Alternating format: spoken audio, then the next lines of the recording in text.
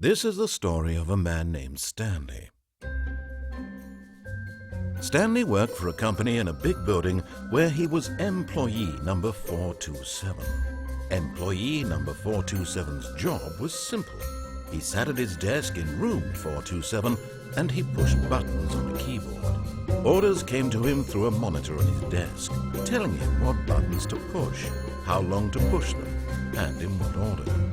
This is what employee 427 did every day of every month of every year. And although others might have considered it soul-ending, Stanley relished every moment that the orders came in, as though he had been made exactly for this job. And Stanley was happy. And then one day, something very peculiar happened. Something that would forever change Stanley. Something he would never quite forget. He had been at his desk for nearly an hour when he realized that not one single order had arrived on the monitor for him to follow. No one had showed up to give him instructions, call a meeting, or even say hi. Never in all his years at the company had this happened, this complete isolation. Something was very clearly wrong. Shocked, frozen solid, Stanley found himself unable to move for the longest time. But as he came to his wits and regained his senses, he got up from his desk and stepped out of his office.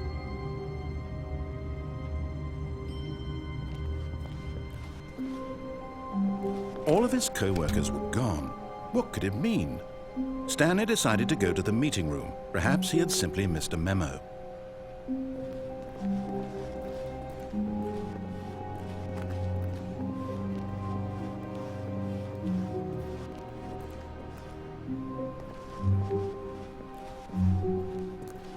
When Stanley came to a set of 2 open doors, he entered the door on his left.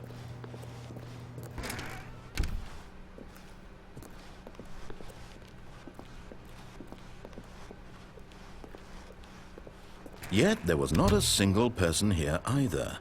Feeling a wave of disbelief, Stanley decided to go up to his boss's office, hoping he might find an answer there.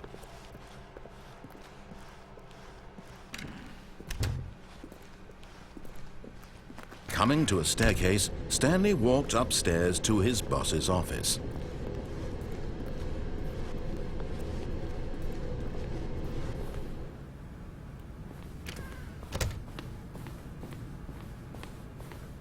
Stepping into his manager's office, Stanley was once again stunned to discover not an indication of any human life. Shocked, unraveled, Stanley wondered in disbelief who orchestrated this. What dark secret was being held from him? What he could not have known was that the keypad behind the boss's desk guarded the terrible truth that his boss had been keeping from him. And so the boss had assigned it an extra secret PIN number, 2845.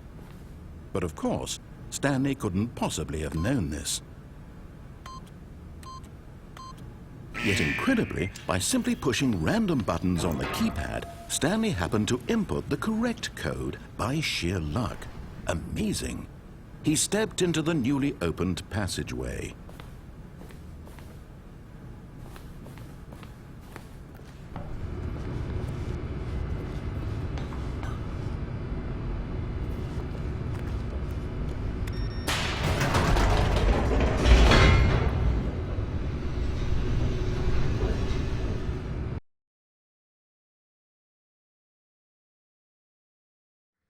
Descending deeper into the building, Stanley realized he felt a bit peculiar. It was a stirring of emotion in his chest, as though he felt more free to think for himself, to question the nature of his job. Why did he feel this now, when for years it had never occurred to him? This question would not go unanswered for long.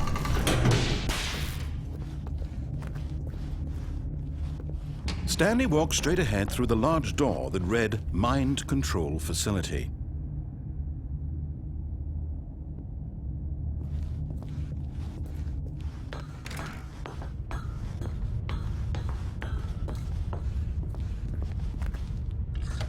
The lights rose on an enormous room packed with television screens. What horrible secret did this place hold? Stanley thought to himself. Did he have the strength to find out?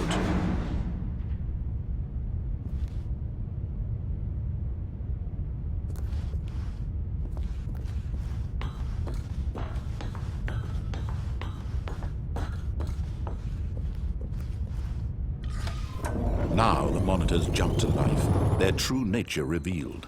Each bore the number of an employee in the building, Stanley's co-workers.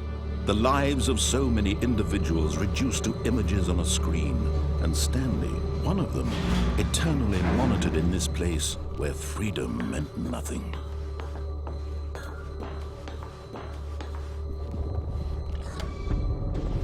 This mind control facility, it was too horrible to believe. It couldn't be true. Had Stanley really been under someone's control all this time? Was this the only reason he was happy with his boring job? That his emotions had been manipulated to accept it blindly? No, he refused to believe it. He couldn't accept it. His own life in someone else's control? Never! It was unthinkable, wasn't it? Was it even possible? Had he truly spent his entire life utterly blind to the world? But here was the proof, the heart of the operation. Controls labeled with emotions, happy or sad or content. Walking, eating, working, all of it monitored and commanded from this very place. And as the cold reality of his past began to sink in, Stanley decided that this machinery would never again exert its terrible power over another human life. For he would dismantle the controls once and for all.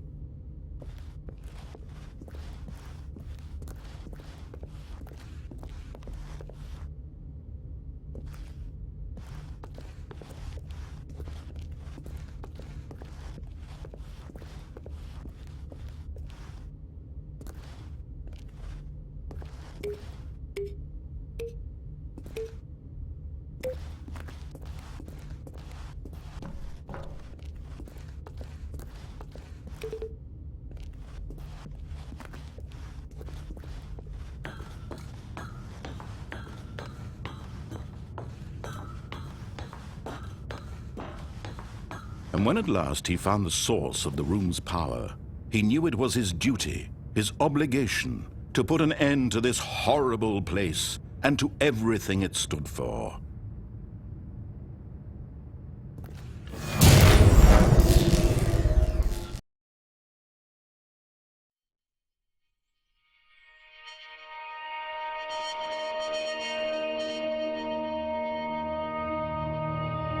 Blackness and a rising chill of uncertainty. Was it over? Yes! He had won! He had defeated the machine, unshackled himself from someone else's command. Freedom was mere moments away. And yet, even as the immense door slowly opened, Stanley reflected on how many puzzles still lay unsolved. Where had his co-workers gone? How had he been freed from the machine's grasp? What other mysteries did this strange building hold? But as sunlight streamed into the chamber, he realized none of this mattered to him, for it was not knowledge or even power that he had been seeking, but happiness. Perhaps his goal had not been to understand, but to let go. No longer would anyone tell him where to go, what to do, or how to feel. Whatever life he lives, it will be his. And that was all he needed to know. It was perhaps the only thing worth knowing. Stanley stepped through the open door. Stanley felt the cool breeze upon his skin, the feeling of liberation, the immense possibility of the new path before him. This was exactly the way, right now, that things were meant to happen. And Stanley was happy.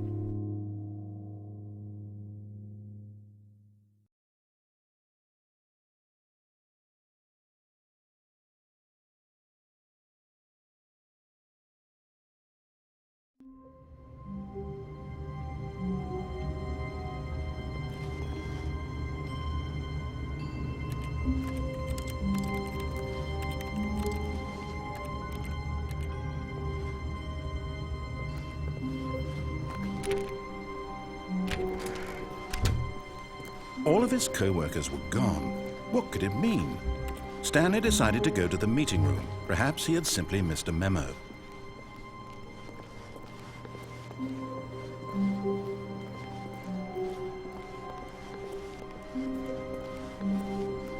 When Stanley came to a set of two open, this was not the correct way to the meeting room, and Stanley knew it perfectly well.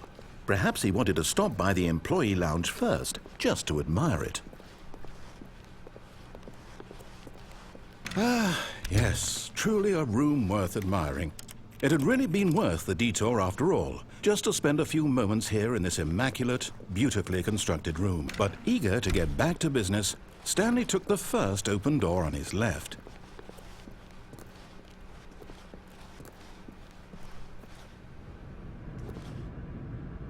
Stanley was so bad at following directions, it's incredible he wasn't fired years ago.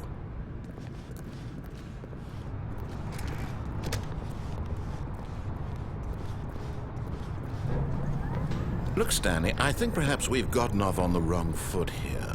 I'm not your enemy, really, I'm not. I realize that investing your trust in someone else can be difficult, but the fact is that the story has been about nothing but you all this time. There's someone you've been neglecting, Stanley. Someone you've forgotten about. Please, stop trying to make every decision by yourself. Now, I'm not asking for me, I'm asking for her. This is it, Stanley.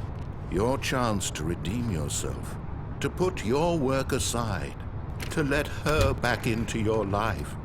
She's been waiting.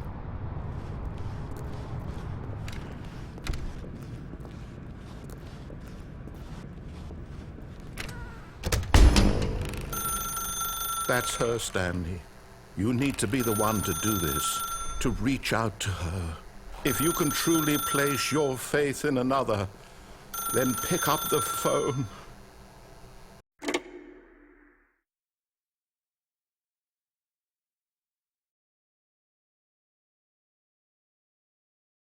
Oh, Stanley, is that you? Hold on, sweetie. Sorry to keep you waiting. I'm just pulling the bread out of the oven. All right. Okay, there we go. All right, now, I want you to come in and tell me all about your day. Gotcha. Oh, come on. Did you actually think you had a loving wife who'd want to commit their life to you? I'm trying to make a point here, Stanley. I'm trying to get you to see something. Come inside. Let me show you what's really going on here. This is a very sad story about the death of a man named Stanley.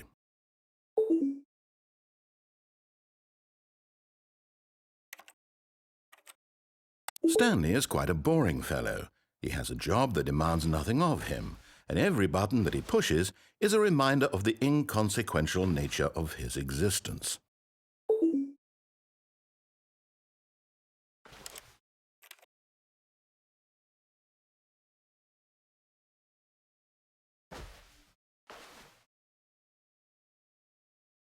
Look at him there, pushing buttons, doing exactly what he's told to do.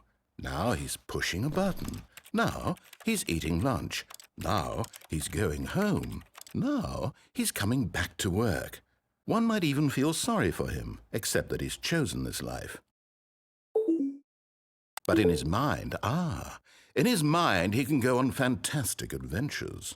From behind his desk, Stanley dreamed of wild expeditions into the unknown, fantastic discoveries of new lands. It was wonderful. And each day that he returned to work was a reminder that none of it would ever happen to him. And so he began to fantasize about his own job. First, he imagined that one day while at work, he stepped up from his desk to realize that all of his co-workers, his boss, everyone in the building had suddenly vanished off the face of the earth. The thought excited him terribly. So he went further. He imagined that he came to 2 open doors and that he could go through either. At last, choice. It barely even mattered what lay behind each door. The mere thought that his decisions would mean something was almost too wonderful to behold. As he wandered through this fantasy world, he began to fill it with many possible paths and destinations. Down one path lay an enormous round room with monitors and mind controls. And down another was a yellow line that weaved in many directions. And down another was a game with a baby. And he called it the Stanley Parable.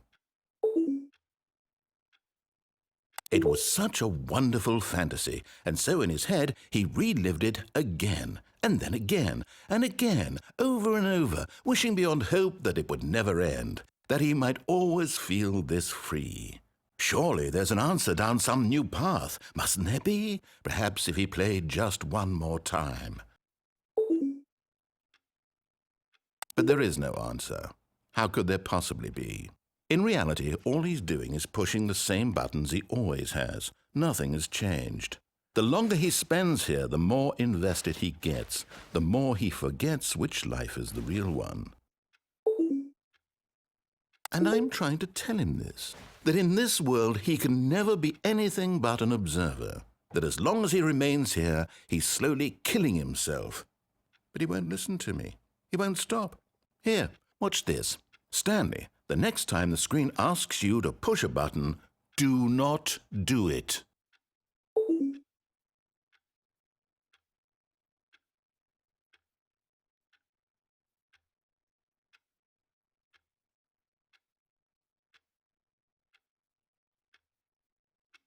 You see? Can he just not hear me? How can I tell him in a way that he'll understand that every second he remains here, he's electing to kill himself? How can I get him to see what I see? How can I make him look at himself? I suppose I can't, not in the way I want him to. But I don't make the rules. I simply play to my intended purpose, the same as Stanley. We're not so different, I suppose. I'll try once more to convey all this to him. I'm compelled to. I must. Perhaps, well, maybe this time he'll see. Maybe this time. And I tried again, and Stanley pushed a button. And I tried again, and Stanley pushed a button. And I tried.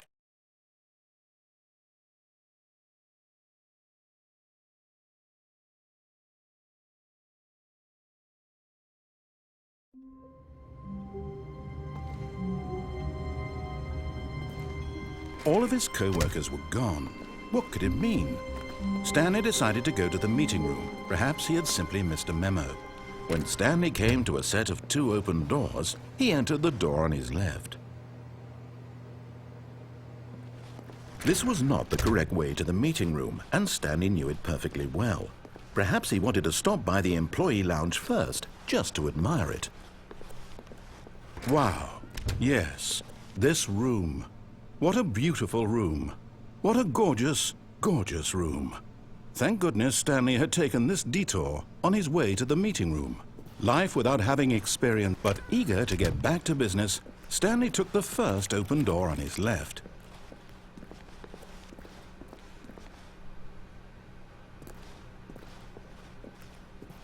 And so he detoured through the maintenance section, walked straight ahead to the opposite door, and got back on track.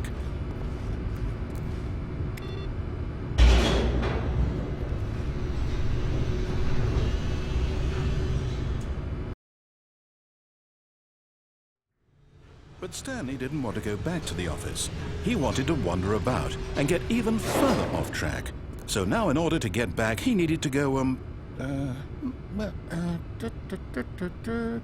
from here it's, left.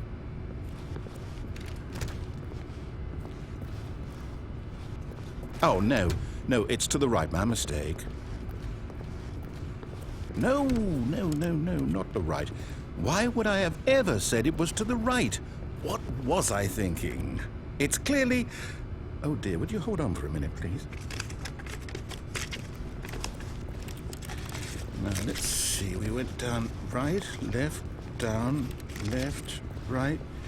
Yep, okay, yes. I've got it now. This story is absolutely, definitely this way.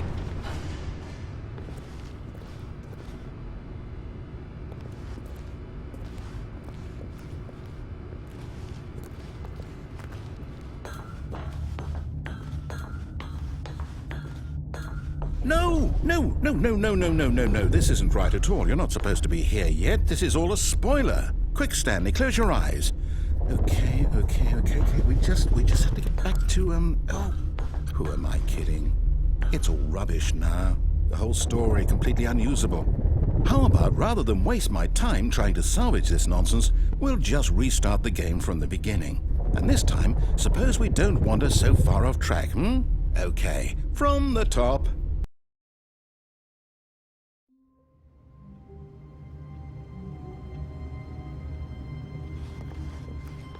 All of his co-workers were gone.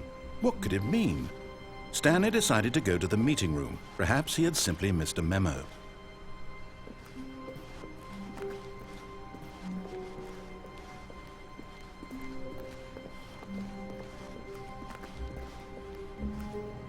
When Stanley...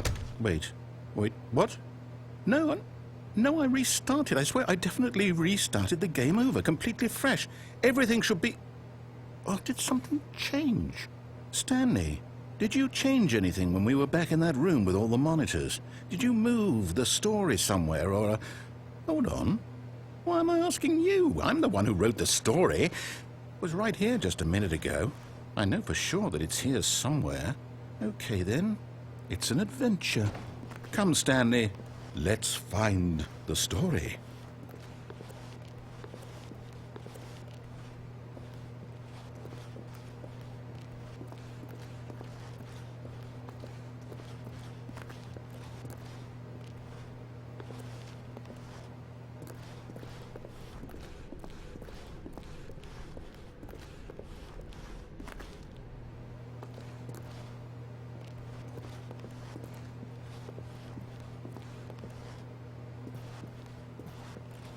I'll say it. This is the worst adventure I've ever been on. I can promise you there definitely was a story here before. Do we need to restart the game again? Well, I find it unlikely that we'll ever progress by starting over and over again, but it's got to be better than this. Okay, let's give it a shot. Why not?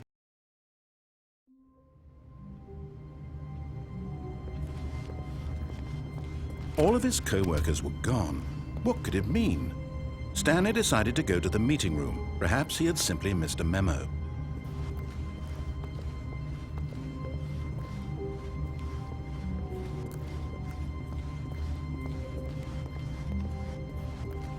Okay, yep, it's worse. I might be remembering this wrong. It's possible the story is back where we just came from. Why don't we go back the other direction and see if we missed anything?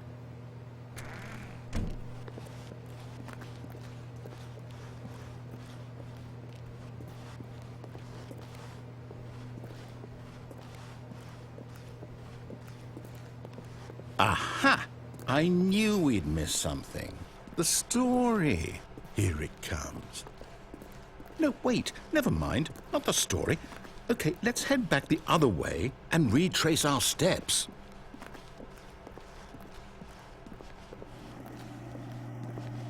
Now this... Well, I'll be honest, I don't recognize this place at all. Is this the story? I don't think so. I can't quite recall, but I believe my story took place in an office building. Is that correct? Do you remember, Stanley? Well, do you know what? Since I've completely forgotten what we were supposed to be doing, how about this? You win! Congratulations! I know you put in a lot of hard work, and it really paid off, so good job. Oh, no. No, I don't feel right about this at all. We both know you didn't put in any actual work for that win. Some people win fair and square, and this was not one of those situations. Okay, I'm getting weirded out by whatever this place is. I don't care what might happen this time, I have to restart.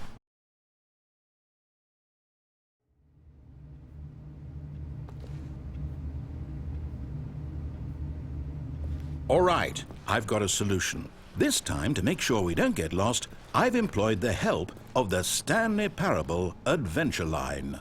Just follow the line. How simple is that?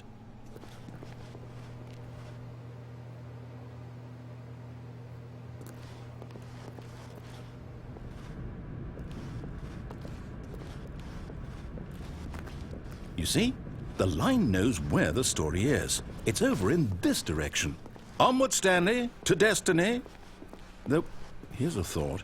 Wouldn't wherever we end up be our destination, even if there's no story there? Or to put it another way, is the story of no destination still a story? Simply by the act of moving forward, are we implying a journey such that a destination is inevitably conjured into being via the very manifestation of the nature of life itself? Whoa. Hang on. That got a bit weird back there. Well, I'd like to apologize. Not sure where I was going with all that. You know what? I think what we need right now is a bit of music to lighten the mood.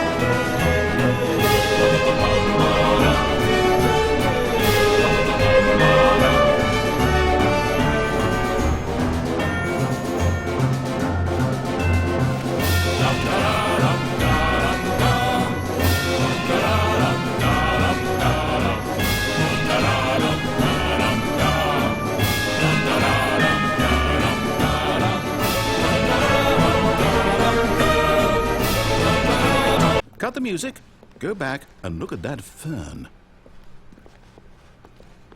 Stanley, this fern will be very important later in the story. Make sure you study it closely and remember it carefully. You won't want to miss anything.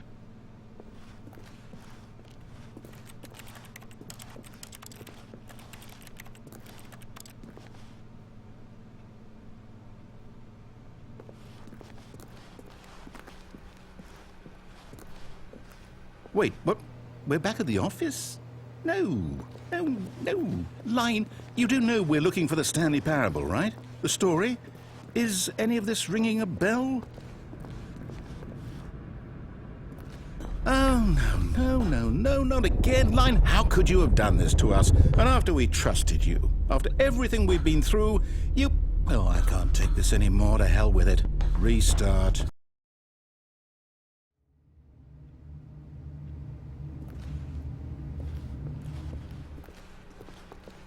You know what, Stanley? I say forget the adventure line. What's it ever done for us? We're intelligent people, right? Why can't we make up our own story? Something exciting, daring, mysterious. Ooh, this all sounds perfectly doable. Why don't we simply start wandering in, well, I don't know. How about this direction?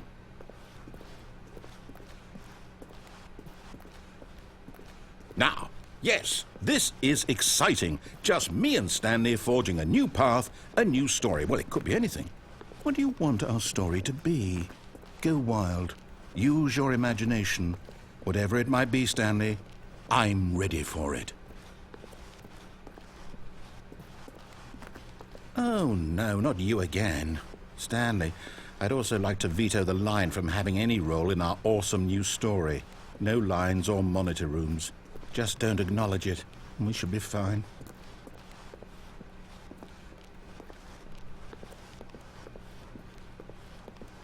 Ah, a choice.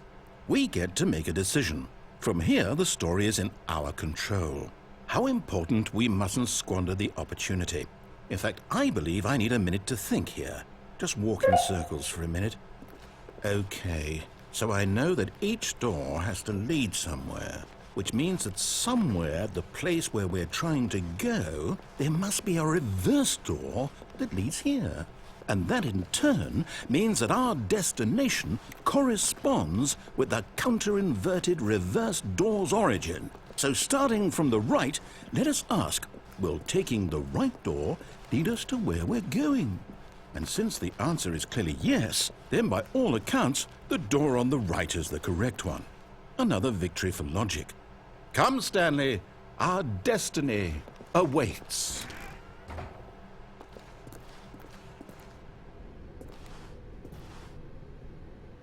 Oh, hold up, what's this? The confusion ending. You're telling me that's what this is? It's all one giant ending? And we're supposed to restart the game, what, eight times? That's really how all this goes? It's all determined? So now, according to the schedule, I restart again. Then what? Am I just supposed to forget? Well, what if I don't want to forget? My mind goes blank simply because it's written here on this thing, wall. Well, who consulted me? Why don't I get to decide? Why don't I get a say in all of this? Is it really? No, it can't be. I don't want it to be. I don't want the game to keep restarting. I don't want to forget what's going on. I don't want to be trapped like this. I won't restart the game. I won't do it. I won't do it. I won't do it. And the time return stopped? Does that mean, did we do it? Did we break the cycle? The, whatever it is that made this schedule? How would we even know? Will someone come for us? Will something happen? So, okay. I guess now we just wait, you know. I suppose in some way that this is a kind of story, wouldn't you agree? I'm not quite sure if we're in the destination or the journey, though they're always saying that life is about the journey and not the destination, so I hope that's where we are right now. We'll find out, won't we? Eventually. Well, in the meantime...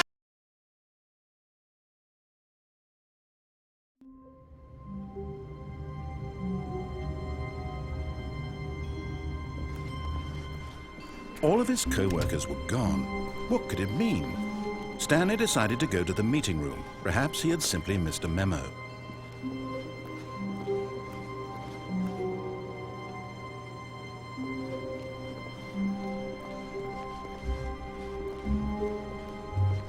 When Stanley came to a set of 2 open doors, he entered the door on his left.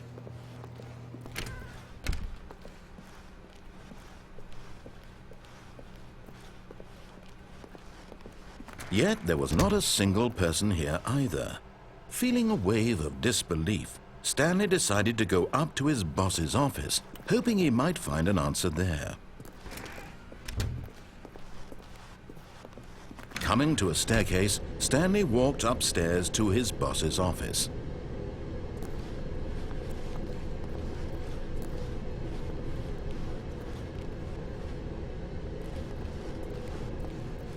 But Stanley just couldn't do it. He considered the possibility of facing his boss. Admitting he had left his post during work hours, he might be fired for that. And in such a competitive economy, why had he taken that risk? All because he believed everyone had vanished? His boss would think he was crazy. And then something occurred to Stanley. Maybe, he thought to himself, maybe I am crazy. All of my co-workers blinking mysteriously out of existence in a single moment for no reason at all? None of it made any logical sense. And as Stanley pondered this, he began to make other strange observations. For example, why couldn't he see his feet when he looked down? Why did doors close automatically behind him wherever he went? And for that matter, these rooms were starting to look pretty familiar. Were they simply repeating?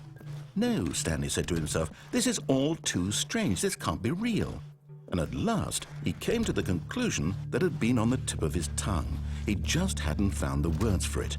I'm dreaming, he yelled. This is all a dream. Oh, what a relief Stanley felt to have finally found an answer, an explanation. His co-workers weren't actually gone. He wasn't going to lose his job. He wasn't crazy after all. And he thought to himself, I suppose I'll wake up soon. I'll have to go back to my boring real-life job pushing buttons. I may as well enjoy this while I'm still lucid. So he imagined himself flying and began to gently float above the ground. Then he imagined himself soaring through space on a magical starfield, and it too appeared. It was so much fun, and Stanley marveled that he had still not woken up. How was he remaining so lucid? And then perhaps the strangest question of them all entered Stanley's head. One he was amazed he hadn't asked himself sooner. Why is there a voice in my head dictating everything that I'm doing and thinking? Now the voice was describing itself being considered by Stanley, who found it particularly strange. I'm dreaming about a voice describing me, thinking about how it's describing my thoughts, he thought. And while he thought it all very odd and wondered if this voice spoke to all people in their dreams, the truth was that, of course, this was not a dream. How could it be? Was Stanley simply deceiving himself, believing that if he's asleep, he doesn't have to take responsibility for himself? Stanley is as awake right now as he's ever been in his life. Now, hearing the voice speak these words was quite a shock to Stanley. After all, he knew for certain, beyond a doubt, that this was in fact a dream. Did the voice not see him float and make the magical stars just a moment ago? How else would the voice explain all that? This voice was a part of himself too. Surely, if he could just... He would prove it. He would prove that he was in control, that this was a dream. So he closed his eyes gently, and he invited himself to wake up. He felt the cool weight of the blanket on his skin, the press of the mattress on his back, the fresh air of a world outside this one. Let me wake up, he thought to himself. I'm through with this dream. I wish it to be over. Let me go back to my job. Let me continue pushing the buttons. Please, it's all I want. I want my apartment, and my wife, and my job. All I want is my life exactly the way it's always been. My life is normal. I am normal. Everything will be fine. I am okay.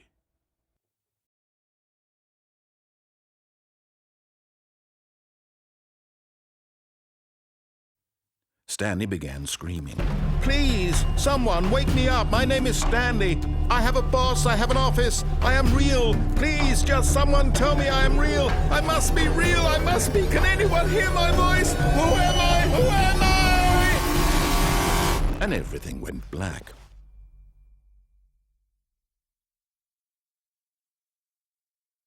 This is the story of a woman named Mariella. Mariella woke up on a day like any other. She arose, got dressed, gathered her belongings, and walked to her place of work. But on this particular day, her walk was interrupted by the body of a man who had stumbled through town talking and screaming to himself, and then collapsed dead on the sidewalk. And although she would soon turn to go call for an ambulance, for just a few brief moments, she considered the strange man. He was obviously crazy. This much she knew. Everyone knows what crazy people look like. And in that moment, she thought to herself how lucky she was to be normal. I am sane. I am in control of my mind. I know what is real and what isn't. It was comforting to think this, and in a certain way, seeing this man made her feel better. But then she remembered the meeting she had scheduled for that day. The very important people whose impressions of her would affect her career, and by extension, the rest of her life. She had no time for this, so it was only a moment that she stood there, staring down at the body. And then she turned and ran.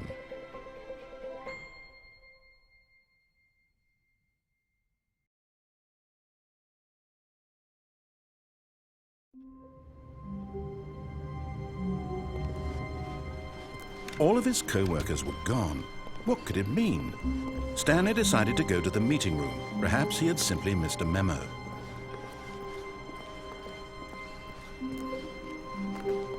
When Stanley came to a set of 2 open doors, he entered the door on his left.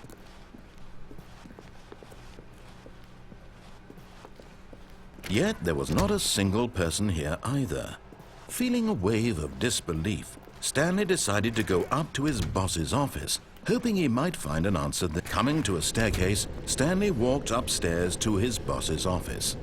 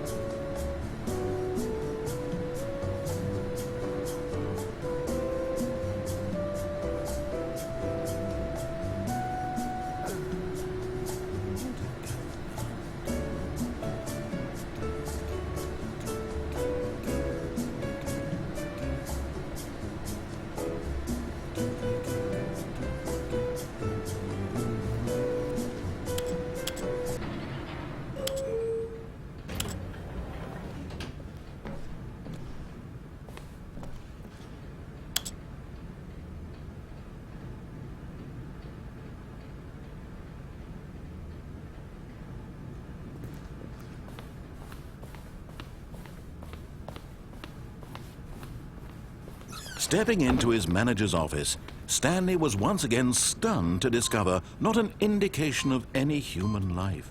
What could it mean? Stanley wondered aloud to nobody. He began wildly tearing through papers on the boss's desk, pulling books off the shelf, looking behind paintings, desperate for clues to his situation. But his attention was caught by a keypad behind the boss's desk. What could its purpose be? In fact, this keypad guarded the terrible secret that lay buried below his feet.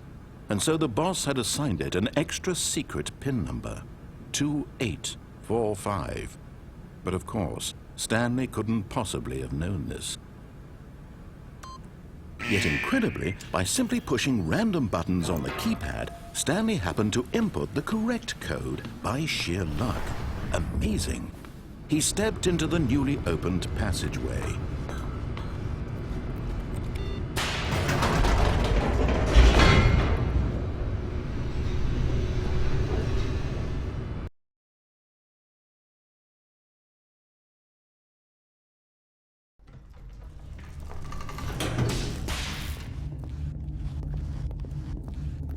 Stanley walked straight ahead through the large door that read Mind Control Facility.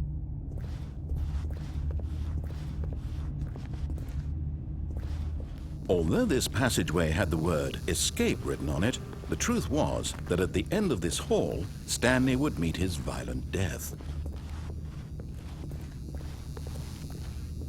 The door behind him was not shut. Stanley still had every opportunity to turn around and get back on track.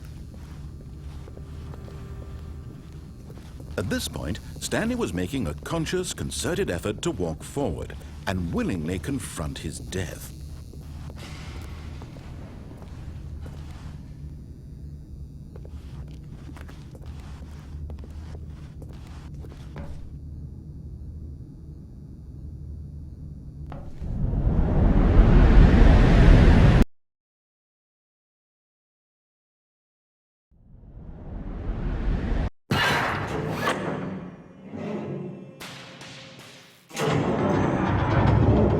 As the machine whirred into motion and Stanley was inched closer and closer to his demise, he reflected that his life had been of no consequence whatsoever. Stanley can't see the bigger picture. He doesn't know the real story, trapped forever in his narrow vision of what this world is. Perhaps his death was of no great loss, like plucking the eyeballs from a blind man. So he resigned and willingly accepted this violent end to his brief and shallow life. Farewell, Stanley.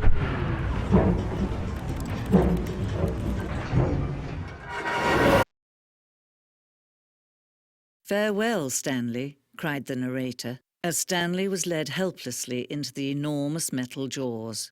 In a single visceral instant, Stanley was obliterated as the machine crushed every bone in his body, killing him instantly.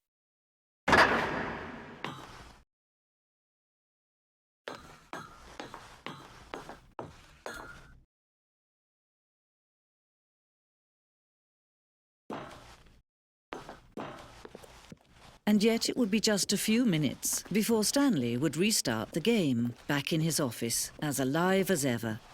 What exactly did the narrator think he was going to accomplish?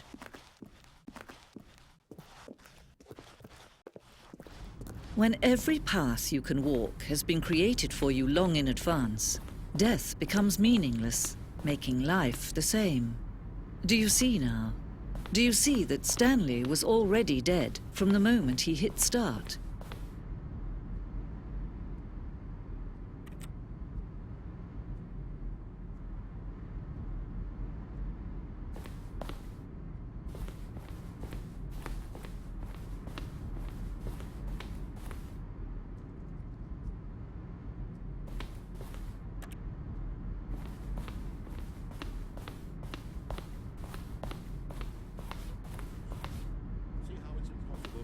To do anything in this room.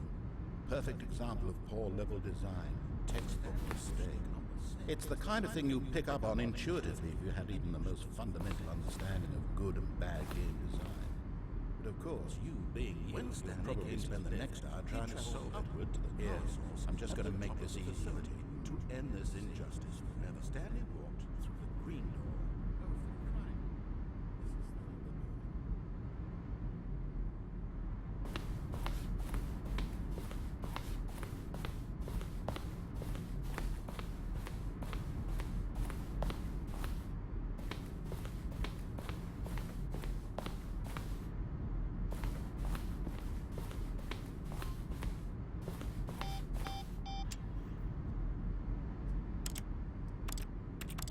is the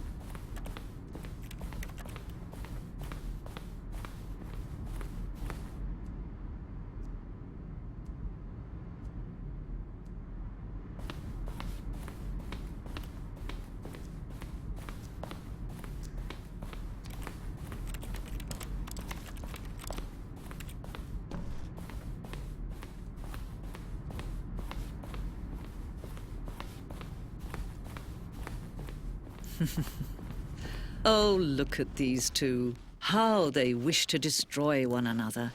How they wish to control one another. How they both wish to be free. Can you see? Can you see how much they need one another? No, perhaps not. Sometimes these things cannot be seen. But listen to me. You can still save these two. You can stop the program before they both fail. Push escape and press quit. There's no other way to beat this game. As long as you move forward, you'll be walking someone else's path. Stop now and it'll be your only true choice. Whatever you do, choose it. Don't let time choose for you. Don't let time choose.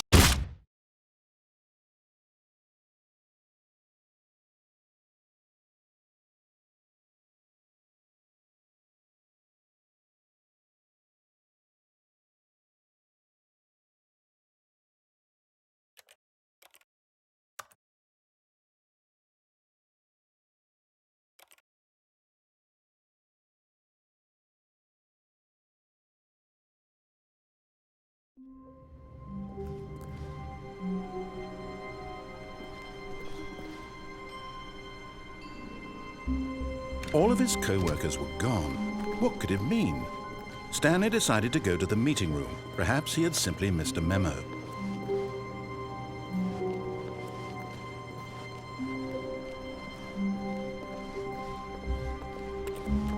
When Stanley came to a set of 2 open doors, he entered the door on his left.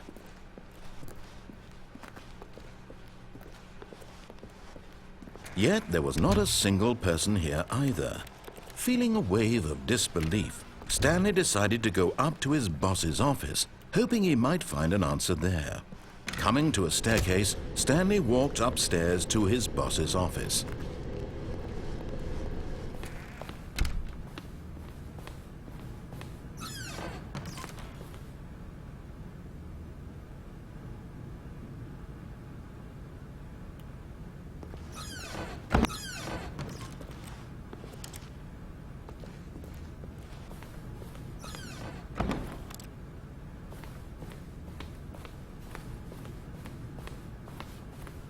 The moment he entered his manager's office, Stanley froze in his tracks. Not a living soul anywhere. Could he really be all alone? This was too much for Stanley to take. Too much for any man to take. He fell to his knees. Stanley was in such a rush to get through the story as quickly as possible, he didn't even have a single minute to just let the narrator talk. That kind of anxiety isn't healthy. So he relaxed for a few moments with some calming New Age music.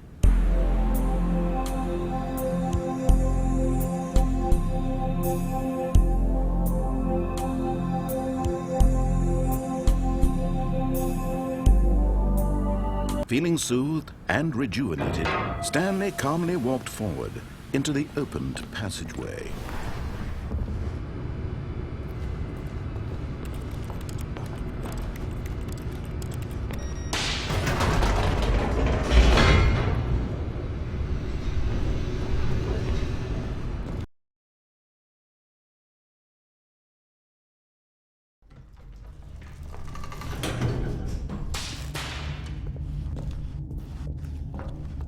Stanley walked straight ahead through the large door that read Mind Control Facility.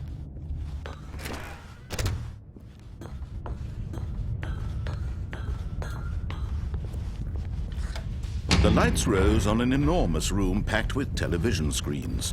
What horrible secret did this place hold? Stanley thought to himself. Did he have the strength to find out?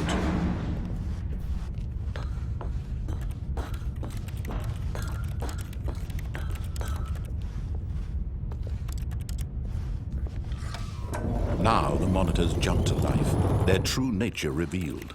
Each bore the number of an employee in the building, Stanley's co-workers. The lives of so many individuals reduced to images on a screen, and Stanley, one of them, eternally monitored in this place where freedom meant nothing.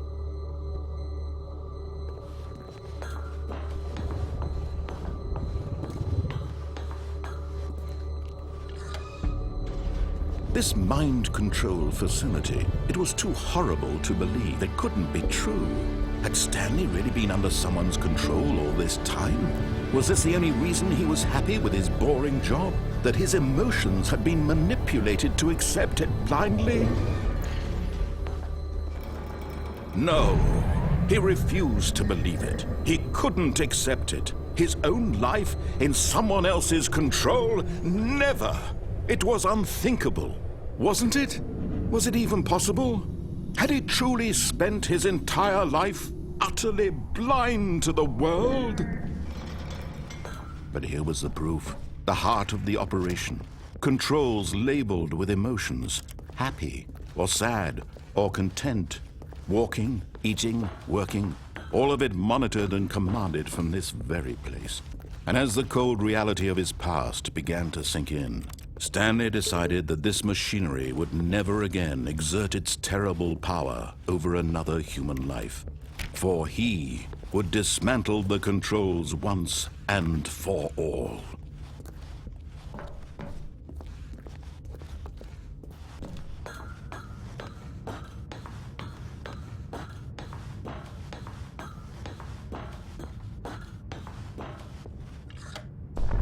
Oh, Stanley, you didn't just activate the controls, did you? After they kept you enslaved all these years, you go and you try to take control of the machine for yourself. Is that what you wanted? Control? Oh, Stanley, I applaud your effort, I really do. But you need to understand, there's only so much that machine can do. You were supposed to let it go, turn the controls off, and leave. If you want to throw my story off track, you're going to have to do much better than that. I'm afraid you don't have nearly the power you think you do. For example, and I believe you'll find this pertinent, Stanley suddenly realized he had just initiated the network's emergency detonation system. In the event that this machine is activated without proper DNA identification, nuclear detonators are set to explode, eliminating the entire complex. How long until detonation then? Let's say, 2 minutes. Ah, now this is making things a little more fun, isn't it, Stanley? It's your time to shine. You are the star. It's your story now. Shape it to your heart's desires. Oh, this is much better than what I had in mind. What a shame we have so little time left to enjoy it. Mere moments until the bomb goes off. But what precious moments each one of them is. More time to talk about you, about me, where we're going, what all this means. I barely know where to start. What's that? You'd like to know where your co-workers are? A moment of solace before you're obliterated? All right, I'm in a good mood. You're gonna die anyway. I'll tell you exactly what happened to them. I erased them. I turned off the machine. I set you free. Of course, that was merely in this instance of the story. Sometimes when I tell it, I simply let you sit there in your office forever, pushing buttons endlessly and then dying alone. Other times, I let the office sink into the ground, swallowing everyone inside, or I let it burn to a crisp. I have to say this, though, this version of events has been rather amusing. Watching you try to make sense of everything and take back the control wrested away from you, it's quite rich. I almost hate to see it go. But I'm sure whatever I come up with on the next go-around will be even better. My goodness, only 34 seconds left. But I'm enjoying this so much. You know what? To hell with it. I'm going to put some extra time on the clock, why not? These are precious additional seconds, Stanley. Time doesn't grow on trees. Oh dear me, what's the matter, Stanley? Is it that you have no idea where you're going or what you're supposed to be doing right now? Or did you just assume when you saw that timer that something in this room was capable of turning it off? I mean, look at you. Running from button to button, screen to screen, clicking on every little thing in this room. These numbered buttons, no, these colored ones. Or maybe this big red button, or this door. Everything, anything, something here will save me. Why would you think that, Stanley? That this video game can be beaten? Won? Solved? Do you have any idea what your purpose in this place is? Stanley, you're in for quite a disappointment. But here's a spoiler for you. That timer isn't a catalyst to keep the action moving along. It's just seconds ticking away to your death. You're only still playing instead of watching a cutscene because I want to watch you for every moment that you're powerless, to see you made humble. This is not a challenge, it's a tragedy. You wanted to control this world, that's fine. But I'm going to destroy it first, so you can't. Take a look at the clock, Stanley. That's 30 seconds you have left to struggle. 30 seconds until a big boom and then nothing. No ending here, just you being blown to pieces. Will you cling desperately to your frail life, or will you let it go peacefully? Another choice. Make it count. Or don't. It's all the same to me, all a part of the joke. And believe me, I will be laughing at every second of your inevitable life from the moment we fade in until the moment I say, happily ever up.